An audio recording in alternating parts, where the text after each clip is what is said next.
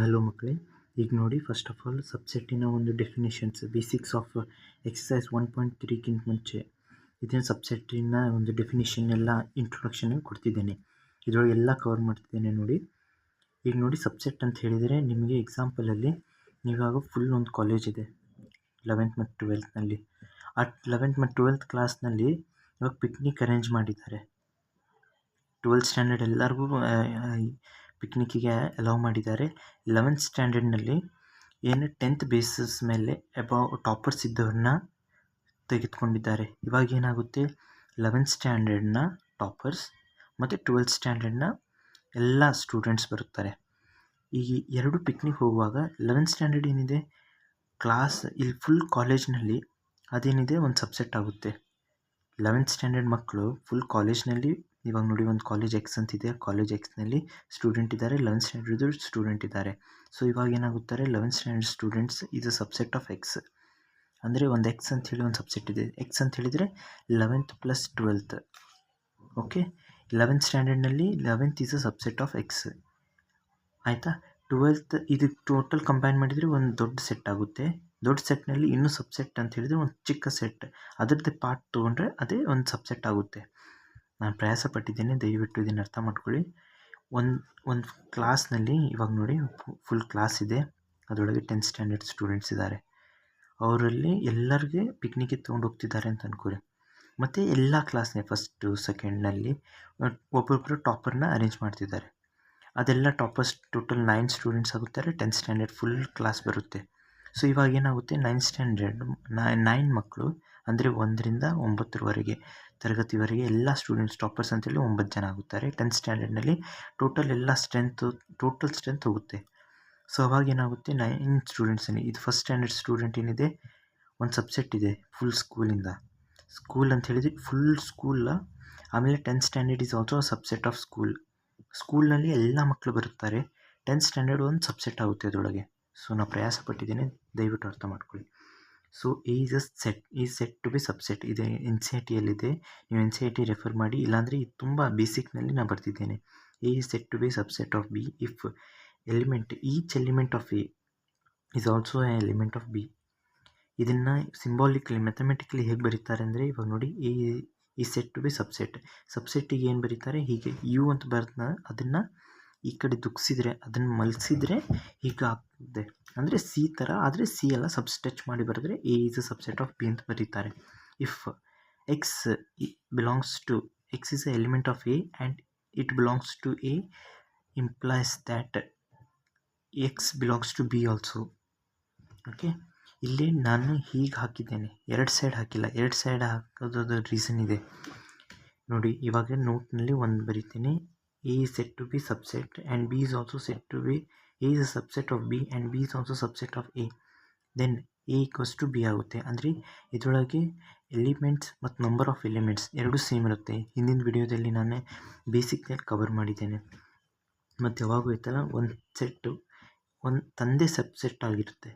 ಅಂದರೆ ಇವಾಗ ನೋಡಿ ಎನಲ್ಲಿ 1 2 ಅಂತಿದೆ ಅನ್ನಿಸ್ಕೊಳ್ಳಿ.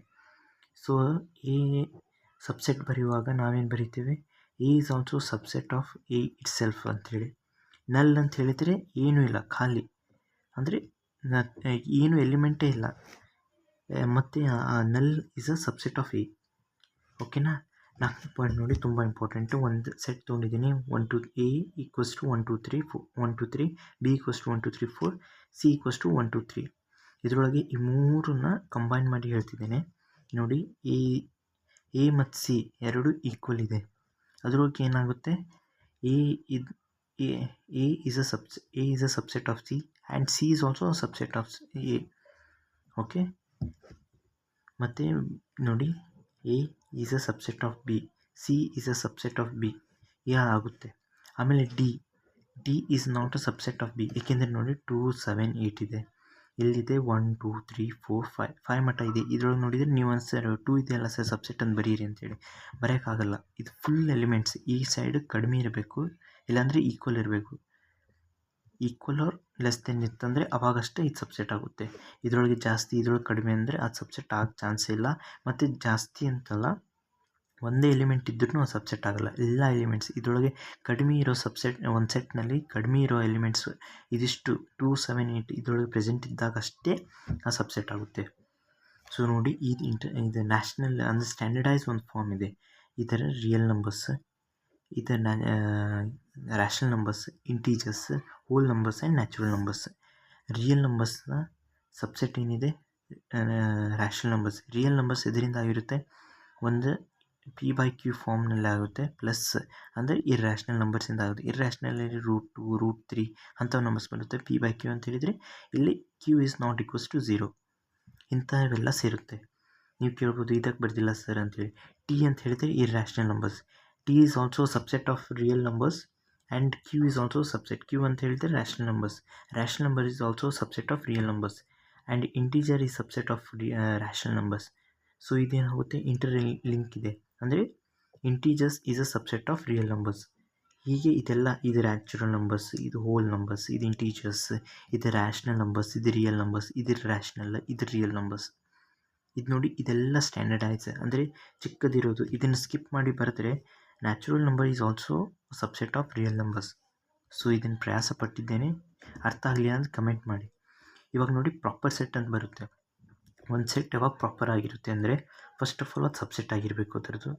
ಅದರ ನಂತರ ಎರಡು ಈಕ್ವಲ್ ಆಗಿರ್ಬಾರ್ದು. ಅಂದರೆ ಇದರೊಳಗೆ ನಂಬರ್ ಆಫ್ ಎಲಿಮೆಂಟ್ಸ್ ಇದ್ದರೂ ನಂಬರ್ ಆಫ್ ಎಲಿಮೆಂಟ್ಸ್ ಈಕ್ವಲ್ ಆಗಿರಬಾರ್ದು. ಓಕೆ, ಇವಾಗ ನೋಡಿ, ಇದೇ ABC ತೊಗೊಳ್ಳೋಣ. A = ಇಲ್ಲಿ 1, 2, 3 ಅಂತ ತೊಗೊಂಡಿದ್ದೇನೆ. ಮತ್ತು B ನೋಡಿ 1, 2, 3, 4, 5 ಅಂತ ತೊಗೊಂಡಿದ್ದೇನೆ. 5 ಮಟ್ಟ ಇದೆ, 1 ಇಂದ 5 ಮಟ್ಟ. ಸೊ ಇದೇನಿದೆ, ಇದರೊಳಗೆ ಐತಲ್ಲ, A ಕಡಿಮೆ ಇದೆ, B ಜಾಸ್ತಿ ಇದೆ. ಆದರೆ 1, 2, 3, 4 ಇದರೊಳಗೆ ಇದೆಯಲ್ಲ, ಅದಕ್ಕೋಸ್ಕರ A is a subset of B and A is not equals to B. So ಇದೇನಾಗುತ್ತೆ, ಪ್ರಾಪರ್ ಸೆಟ್ ಆಗುತ್ತೆ. A is a proper set and B ಸಣ್ಣದು ಯಾವುದಿರುತ್ತೆ ಅಲ್ಲ, ಅದು ಪ್ರಾಪರ್ ಸೆಟ್ ಆಗುತ್ತೆ. B is called a super set. ಇದೊಂದು important point. ಯಾಕೆಂದರೆ super set, proper set ಇದು ತುಂಬ ಚಿಕ್ಕದಾಗಿರುತ್ತೆ. ಆದರೆ ಯಾವಾಗಾದರೂ ಕಾಂಪಿಟೇಟಿವ್ ಎಕ್ಸಾಮ್ನಲ್ಲಿ ಕೇಳಿದಾಗ ತುಂಬ ಕನ್ಫ್ಯೂಷನ್ ಆಗಿರುತ್ತೆ. ಇದರೊಳಗೆ ನೋಡಿ, A 1, 2, 3 ತೊಗೊಂಡಿದ್ದೇನಲ್ಲ, ಇದರೊಳಗೆ A is a proper set and B is a super set. ಆದರೆ A ಮತ್ತು C, ಈಗ ನೋಡಿ, A ಮತ್ತು C ಇವೆರಡು ಸೆಟ್ನಲ್ಲಿ ತೊಗೊಂಡಾಗ A is not a improper set. ಯಾಕೆಂದರೆ ಈಗ A is subset of C and C is also subset of A. ಇದೇನಾಗುತ್ತೆ, ಇಂಪ್ರಾಪರ್ ಸೆಟ್ ಆಗುತ್ತೆ, ಇಂಪ್ರಾಪರ್ ಸಬ್ಸೆಟ್.